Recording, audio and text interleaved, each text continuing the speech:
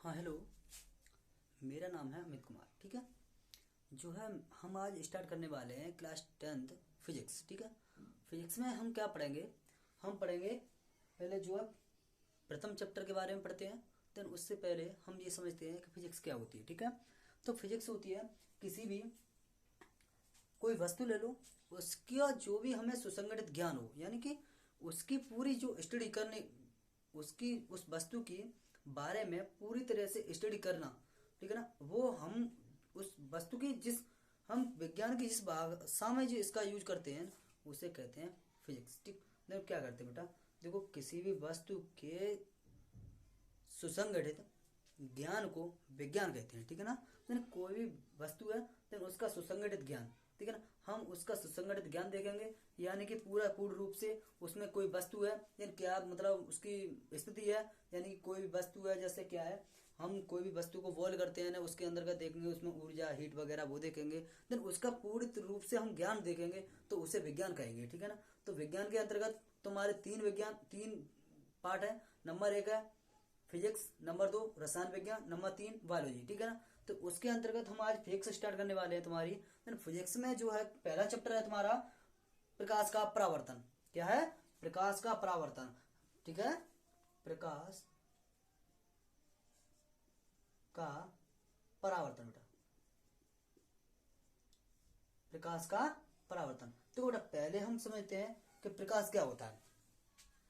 प्रकाश क्या होता है? प्रकाश से हम कह सकते हैं कि एक प्रकार की ऊर्जा है। क्या है ये? ऊर्जा, जिससे हम वस्तुओं को देख सकते हैं, जिससे हम वस्तुओं को देख सकते हैं। ठीक है ना। वस्तु के गुण क्या क्या हो जाएंगे यहां लिख देते हैं। ठीक है ना। लिख बेटा प्रकाश,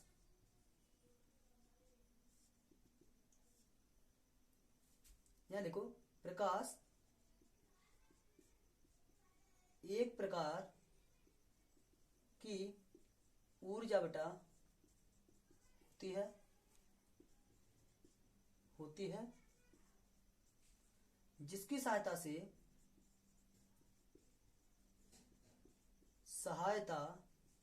से हम वस्तु को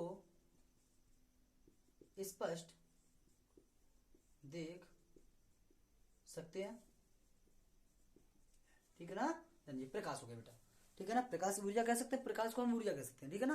बिल्कुल फिक्स है। देन देखो अब हम इसके गुण पढ़ते हैं। क्या पढ़ते हैं? Property of A light. ठीक है ना। प्रकाश के गुण, प्रकाश के गुण में जो है क्या पढ़ेंगे?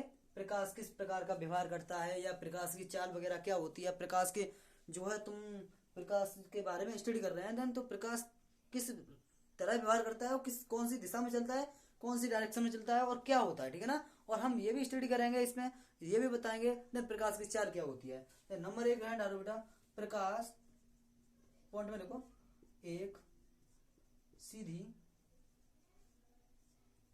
रेखा में गति करता है। नंबर 2, प्रकाश की चाल 3 × 10⁸ मीटर अपॉन सेकंड बेटा होती है। ठीक है ना। होती है। नंबर 3 बेटा, प्रकाश की तरंग दैर्ध्य, प्रकाश की तरंग दैर्ध्य 3800 के लगभग 3800 एंगस्ट्रॉम से 7800 एंगस्ट्रॉम तक होती है बेटा, होती है। तो बेटा नंबर 4, प्रकाश कांच वायु ठोस, ठोस कैसा होगा बेटा? पारदर्शी। प्रकाश कांच वायु ठोस आदि में से होकर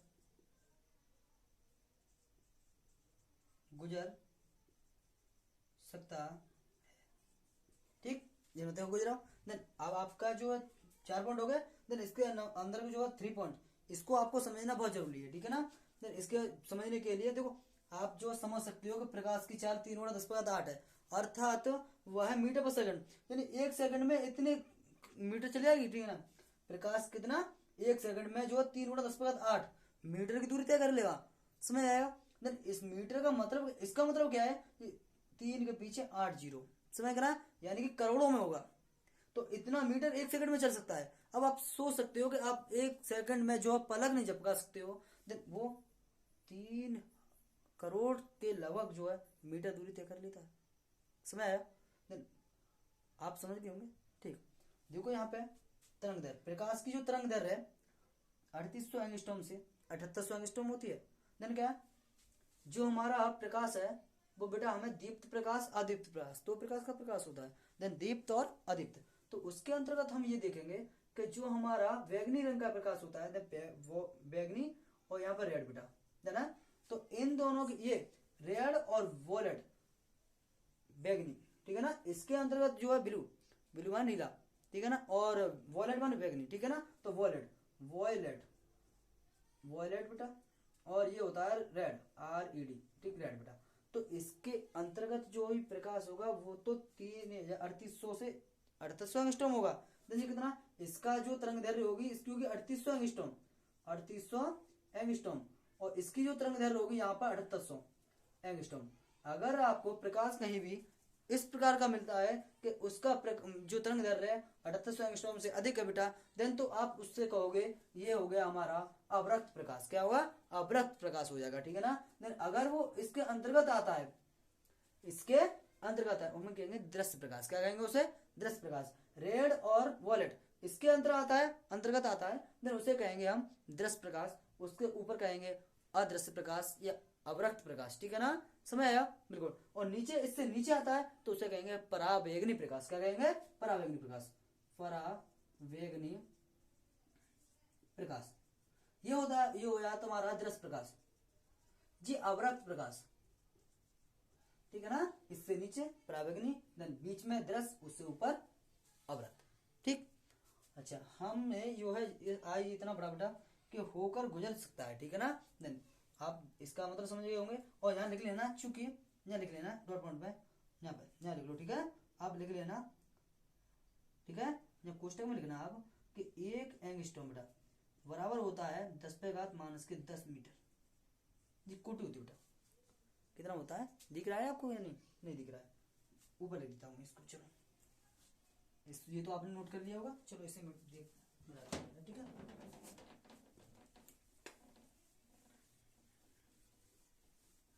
ठीक है, चलो ये भी नोट कर लिया आपने, देन ये भी समझ लिया होगा। आप जो है वीडियो को रोक कर भी देख सकते हो। देखो हम इसमें क्या है, हम ये बेटा 1 एंगस्ट्रॉम बराबर होता है बेटा 10⁻⁻10 मीटर, ठीक, क्लियर, बिल्कुल। अच्छा जी, अब आते हैं हम प्रकाश का परावर्तन, क्या, प्रकाश का परावर्तन, ये होता है प्रकाश का परावर्तन, ठीक है। रिफ्लेक्टिव क्या होता है बेटा वो देखते हैं, ठीक है। देखो क्या होता है, प्रकाश का परावर्तन, परावर्तन बेटा ये बिल्कुल सिंपल सी परिभाषा है, और ये हाई स्कूल बोर्ड में पूछ लिया जाता है, बहुत ज्यादा इंपॉर्टेंट है। प्रकाश क्या है, वो प्रकाश का परावर्तन क्या है, एवं इसके नियमों को लिखिए, ठीक है ना। मैंने आपको पूछ लिया जाएगा, इस वजह से हम जो है डेफिनेशन निकाल दे रहे हैं, ठीक है ना। तो हम पहले ओरली समझाते हैं, उसके बाद डेफिनेशन लिखाते हैं, आप समझ जाओगे पहले। देखो यानी कि कोई भी बेटा ऐसा माध्यम लें जिससे कोई भी प्रकाश बेटा अपारदर्शी हो, कैसा हो, अपारदर्शी, यानी कि हमने कोई माना कि ये कोई हमने माध्यम लिया, ठीक, ठीक, माना कि कोई कांच की प्लेट है, देन चमकी लिया, देन समझ में आएगी नहीं, देन इसकी एक तरफ जो है सिल्वर की बेटा पॉलिश होती है, किसकी होती है, सिल्वर, चांदी की, चांदी की होती है एजी की, ठीक है, पॉलिश कर दिया हमने, ठीक। देन उसके दूसरी तरफ से जो है, देखो ये इसका मुख्य अक्ष हो गया, क्या हो गया, मुख्य अक्ष, ये मान ले रहे हैं मुख्य अक्ष वो होता है जो प्लेट के मध्य बिंदु हो, ठीक है ना, मध्य बिंदु ये यहाँ ध्रुव होगा, ठीक है ना। देन देखो बेटा अगर हम कोई भी प्रकाश, एक बड़ी प्रकाश लें, एक बड़ी प्रकाश वह होता है जिसमें बेटा एक बड़ी प्रकाश उसे कहते हैं जिसमें जो है समान यानी एक ही रंग का प्रकाश पाया जाए उसे कहते हैं एक वर्णी प्रकाश। क्या कहते हैं? एक वर्णी प्रकाश। ठीक है ना। देन श्वेत प्रकाश यानी सूर्य से प्रकाश हमें प्राप्त होता है, वो एक वर्णी प्रकाश है। ठीक है। देन देखो बेटा, यहाँ से कोई प्रकाश किरण आई, यहाँ टकराई, ठीक टकराई, बहुत बढ़िया। देन यहाँ से बेटा एक इसे नॉर्मल मान ले रहे हैं। क्या मान ले रहे हैं? अविलंब, नॉर्मल। नॉर्मल है एन, ये हमने कोई नॉर्मल डाल लिया। नॉर्मल क्या होता है बेटा? ये कोई सीधी रेखा उस पर डाला गया लंब, नॉर्मल कहलाता है। ठीक है। देखो अब क्या बेटा, इधर देखो, हमने माना यहाँ से प्रकाश किरण आई, इस पर टकराई बेटा, यहाँ बेटा टकराई, यहाँ से शुद्ध वाष्प शुद्ध टकरा बेटा,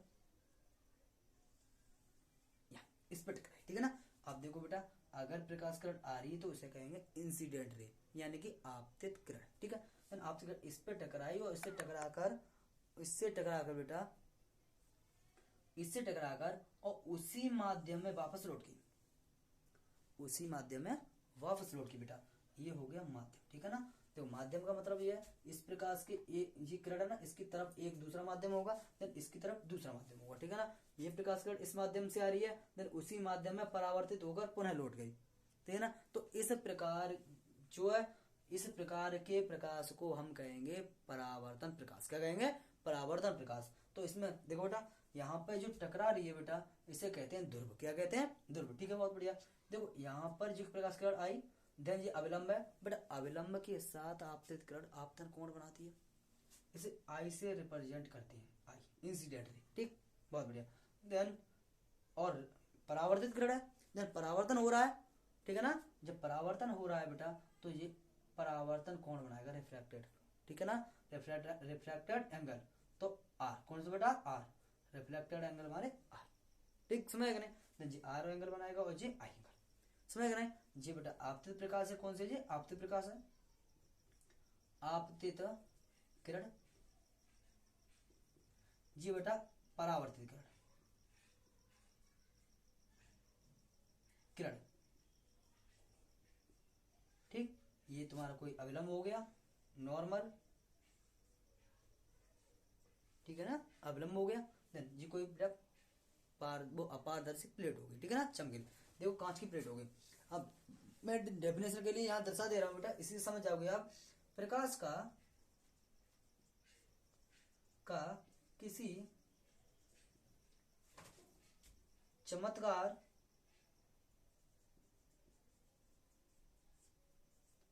तल से टकराकर उसी माध्यम में वापस लौटना प्रकाश का परावर्तन कहलाता। ठीक, प्रकाश का परावर्तन कहलाता है बेटा। ये इतनी सी डेफिनेशन आपको पूछ ली जाती है। ठीक है ना। अब आता है तुम्हारा परावर्तन के नियम। परावर्तन के नियम क्या होते हैं? देन परावर्तन का नियम नंबर फर्स्ट, परावर्तन के नियम बेटा, परावर्तन के दो नियम है हमारे। कितने? दो नियम है। देन परावर्तन के दो नियम है। ठीक है ना, दो नियम है बेटा, दो नियम है। कौन से नियम है? देखो, नंबर एक तो आपतित किरण एवं परावर्तित किरण एवं आपतन बिंदु पर अविलंब। आपतन बिंदु है जहाँ पे आपतित हो, अविलंब, तीनों एक ही तल में है। क्या है बेटा? एक ही तल में है। समझ आएगा ना, तीनों एक ही तल में है। अतः तल का मतलब क्या होता है बेटा? ये सरफेस है, ये सरफेस है ना, ये एरिया पूरा तल कहलाएगा। क्या कहलाएगा? तल। ठीक है ना, एक तल हो गया। ठीक है ना, हम अभी पृथ्वी पर खड़े हैं, देन हमारे लिए ये तल हो गया। ठीक है ना, स्पेस हो गया। देन इसी प्रकार ये भी तल, यानी तीनों के में एक ही तल में, बिल्कुल फिक्स है कि एक ही तल में। ठीक है। परावर्तन, देन आपतित किरण,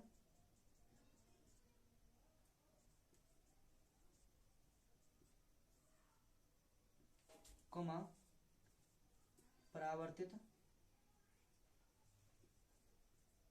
किरण एवं आपतन बिंदु पर अविलंब, तीनों एक ही तल में होते, ठीक, तीनों एक ही तल में बैठे होंगे, ठीक है ना, आपको दिख रहा है या नहीं? चलो मैं इसको ना रोटेट कर दे रहा हूँ, होते, ठीक है, तीनों एक ही तल में होते हैं। एक और पढ़ लो आप, ठीक है ना, इस चित्र बना लिया होगा आपने, इसे मिटा दे रहे हैं।